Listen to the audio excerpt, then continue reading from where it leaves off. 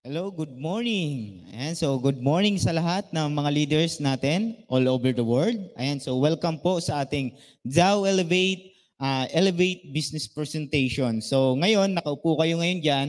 And syempre sa mga OFW leaders natin, hello po sa inyo lahat. Shoutout po sa inyo. And syempre, bago tayo mag-start, yung mga OFW natin, mga leaders nyo, dapat nakapag-send na po kayo sa mga GC nila or i-update nyo sila na meron tayong presentation for today. Okay, para lahat ng leaders natin matuto hindi lang po dito sa offline, pati din sa online. Hello po sa mga OFW leaders natin. Pwede po kayong mag-comment sa live natin. And syempre, don't forget to mention your sponsor or your upliners para malaman niya na andito ka ngayon uma-attend sa training natin. Okay ba yon? At syempre, sa mga leaders natin, dapat yung posting natin dapat naka-public, hindi po naka-private. Okay ba yun? And syempre, ready na ba yung mga leaders natin? Alright. So yung mga nasa live natin, ready na ba kayo?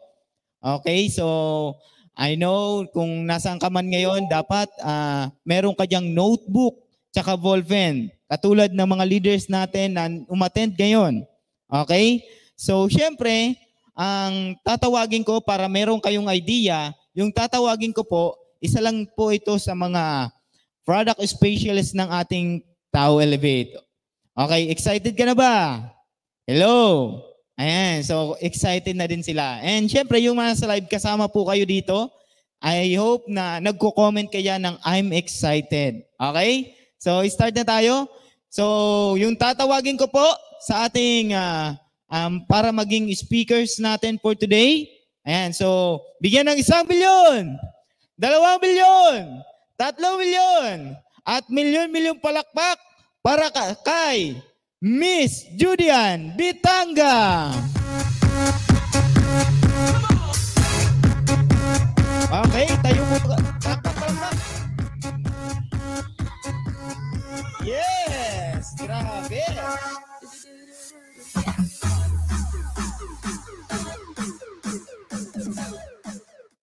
Ayun, grabe naman, napakalupit naman. So thank you so much sa napakalupit nating host. Ayun, good morning sa lahat. Pati naman sa live natin, good morning sa inyong lahat, yung mga leaders nating OFW. So mas maganda i-share nyo pa yung live natin para mas maraming makapanood. Diba? Yung mga leaders nyo, isend nyo sa mga kanya-kanya yung chatroom. Nasaan na ba?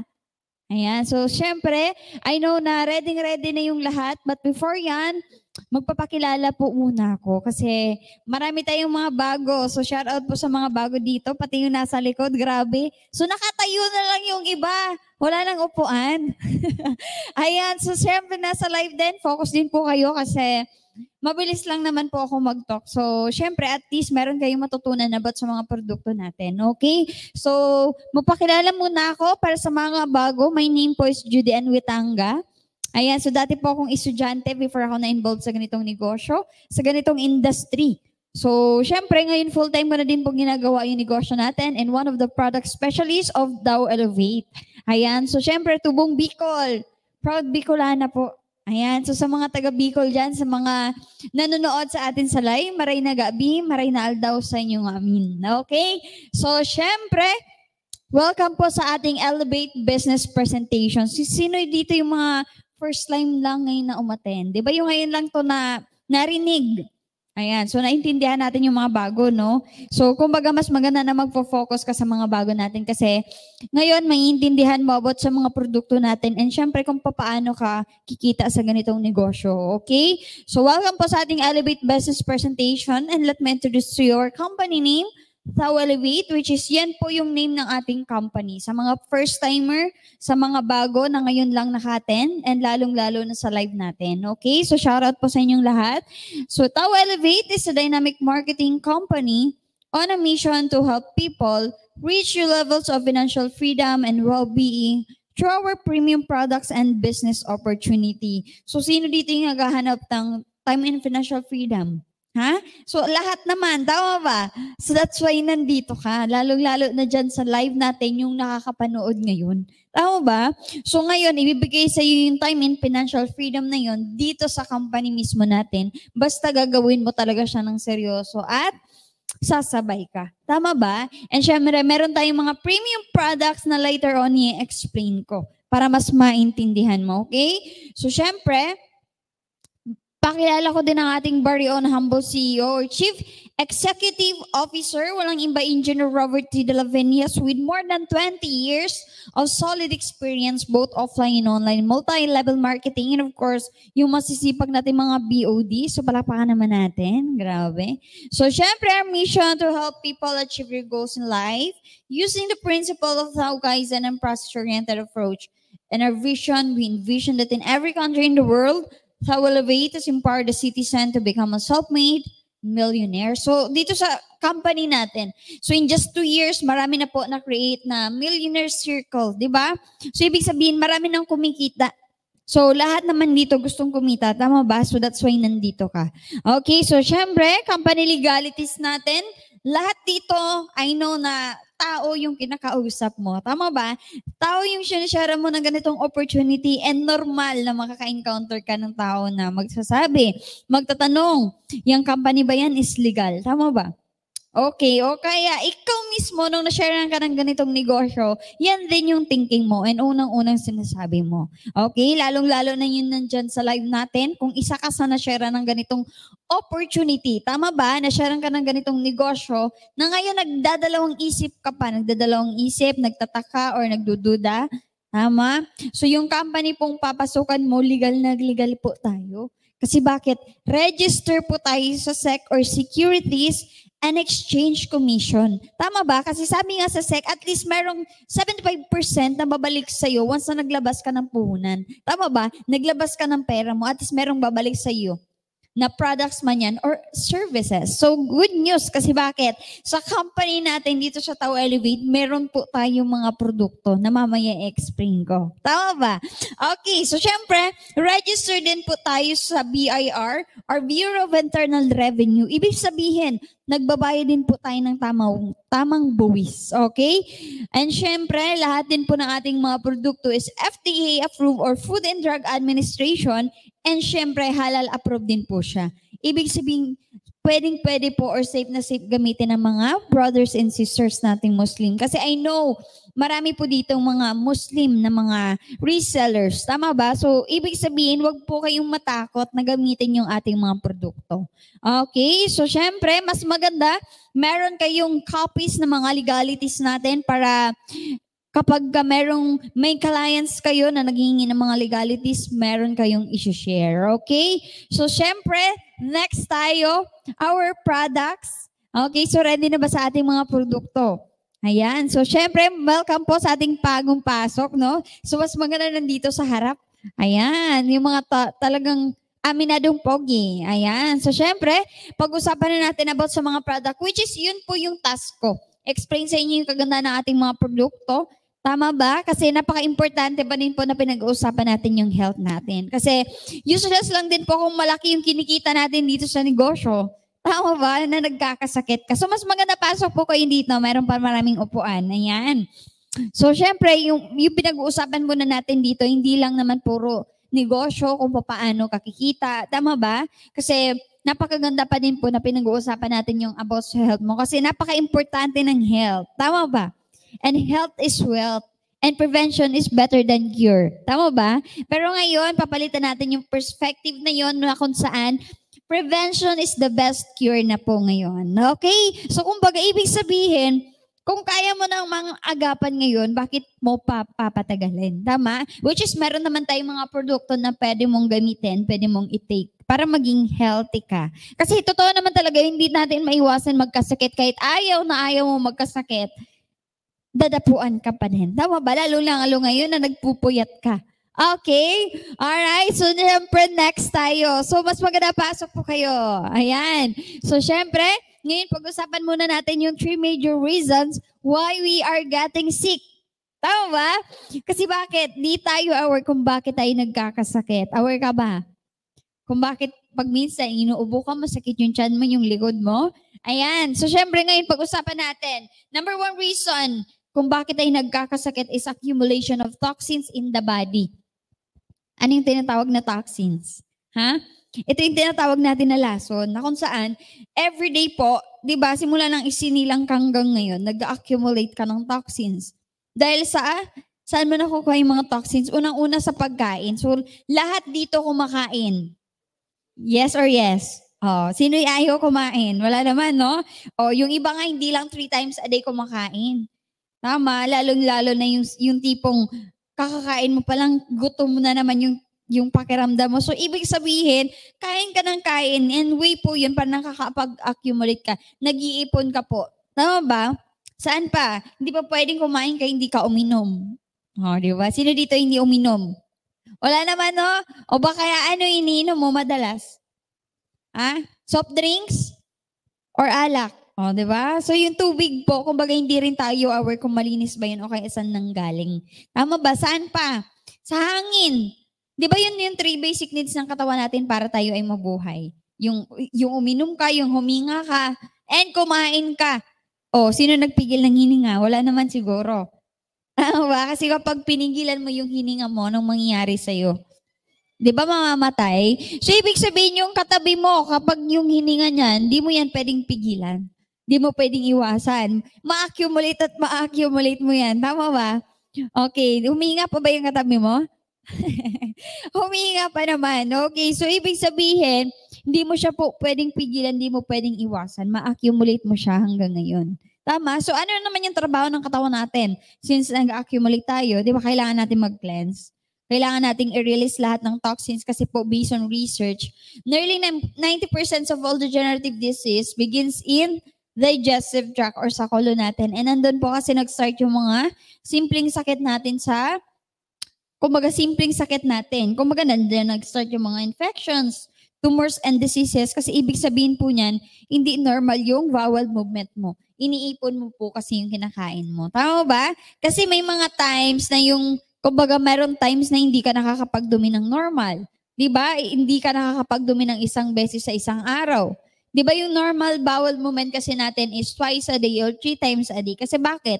Ilang days ka kumakain or ilang beses ka kumakain sa isang araw, di ba?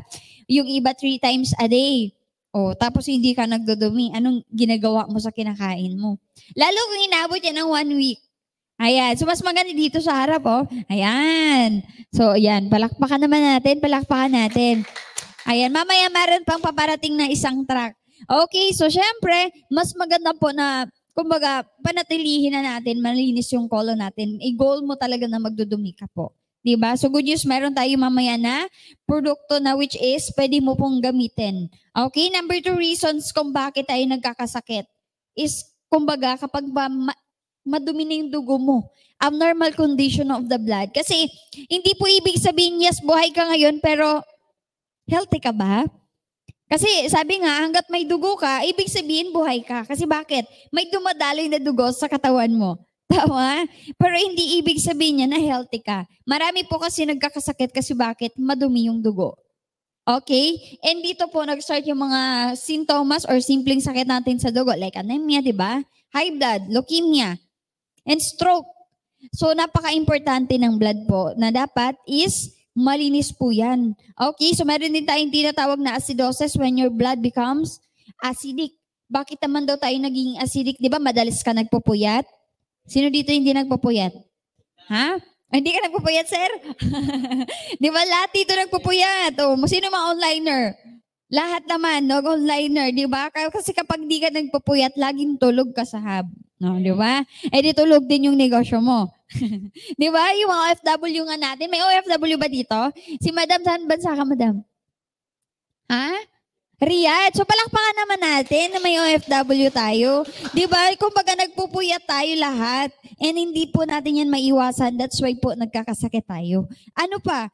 Kung ikaw mayroon kang bad habits, naninigarilyo ka. Sino naninigarilyo dito? Sila? Oh, sino umiinom? Ng tubig. Ng tubig. O, di ba? Kape ba or alak? Soft drinks. Oh. Yung katabi mo, hindi yan aamin. Diba? Kasi katabi niya siguro siya appliance. Ano pa? Yung sobrang aalat, di ba? Siguro naman wala naman dito nag-uulam ng asin. Tama o kaya toyo? Meron ba? Wala naman siguro, tama ba? So kumbaga, kung sobrang aalat yung madalas mong kainin, mas maganda inom ka talaga na mas maraming tubig. Tama ba?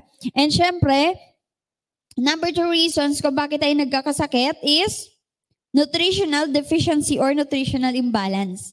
Tama ba? Isa po yan sa rason kung bakit po tayo nagkakasakit kasi bakit? Sa mga pagkain na tinitake natin, sa mga pagkain na kinakain natin. Ito ba yung madalas mong kainin? Yung mga frozen food, tama, hotdog, ano pa? Instant noodles, instant pancit canton, lalo yung mga dilata. Tama ba? Yung mga madalian. Pero napansin mo yun kasi pag mga madalian yung kinakain mo, yung buhay mo is madali na lang din. Tama ba? Kaya napansin mo yun, kumbaga yung buhay natin kasi hindi natin nahawak. Tama ba? Kaya mas karamihan, kahit mga bata pa lang, nawawala na. Tama? Kasi ito po talaga yung madalas kainin, yung mga nasa, kumbaga fast food, baka mamaya everyday ka nandoon. Di ba? Hindi ka na kumakain ng gulay. May kumakain ba ng gulay dito? Yung iba kasi ayaw nilang gulay. Ayaw ng gulay and prutas. Tama ba? And sabi nga, kailangan kung maging healthy, kailangan mong kumain ng maraming gulay tsaka prutas. Tama ba? And syempre, good news. Kasi bakit? Meron tayong mga products mamaya na kahit di ka kumain talaga na. Halimbawa, para maging healthy ka, kailangan mong kumain ng, sabihin na natin, 5 mansana sa isang araw. Kaya mo ba sa isang araw yun? Diba? Hindi. Tapos 5 mansanas o kaya 5 banana, 5 saging, ipagsabay-sabay mo yun kasi kailangan mo maging healthy eh. Di ba hindi mo yun kaya sa isang araw? Pero dahil good news, meron tayong mga produkto mamaya na kumbaga yung lahat na yun na kailangan mo para maging healthy ka, pinagsama-sama na siya sa isang capsule. Okay? So kapag ito na yung mga toxins, kumbaga kapag overload na ng toxins yung katawan mo, ito na po yung mga sintomas or symptoms na may experience mo o kaya ngayon na-experience mo na to. Okay lang tayo mag-checklist? Kasi baka mamaya isa ka dyan. Tama na ba? Na meron kang na-experience. Unang-una is acne, allergies, anxiety, bad breath. Ayan. So yung bad breath po, kapag hindi na din normal yung bowel movement mo, lalabas na din po yan sa paghinga. Tama ba? Kaya yung napamansin mo, yung katabi mo, huwag mo lang siyang hihingahan. Okay ba yon? Ngitian mo lang kasi baka yan makatulog. Okay, so next tayo is bloating, congestions, constipation, or diarrhea, canker sores, dark eye circles, difficulty concentrating, difficulty losing weight, excess weight, fatigue, food cravings, headaches, heartburn, hormone imbalance, impaired thyroid, joint pain, muscle aches, post-surgery, puffy eye, skin rashes, and the sleep problems. Grabe no, napakarami. So sino dito naka-perfect score? Sila? Sino dito at least 5 yung na-experience? Wala kayo na-experience kahit isa? Sino yung at least meron? Ha? O yung iba dyan, yung katabi mo, natatakot yan. Di ba? Kahit di yan umamin, totoong meron siyang na-experience dyan. Yung mga hirap matulog, di ba? Merong rashes. Ano ba? Kumbaga kapag ito na yung mga na-experience mo, ano na ngayon yung kailangan mong gawin? Kailangan maging aware ka po. Kasi yung iba, talaga yung mga Pinoy na, kumbaga takot sila magpa-check up. Napansin niyo yun? Kasi bakit? Bakit daw? Natatakot baka malaman yung sakit. Pero yun nga yung good news. Tama ba? At least maagapan mo yung sakit mo. Pero kapag ito na yung mga na-experience mo, ang kailangan mong gawin is kailangan mo dumaan sa detoxification na tinatawag. Tama ba? Ano yung detoxification? Ito yung cleansing. Tama ba? Kailangan natin mag-cleanse ng katawan kasi po, punong-puno na tayo. Kasi simula lang isinilang kang gawin, nag-accumulate ka, everyday ka kumakain, everyday kang humihinga, everyday kang umiinom. Okay? So dito meron tayong detoxification process na kung saan ito yung mga mag-e-effect sa'yo na normal.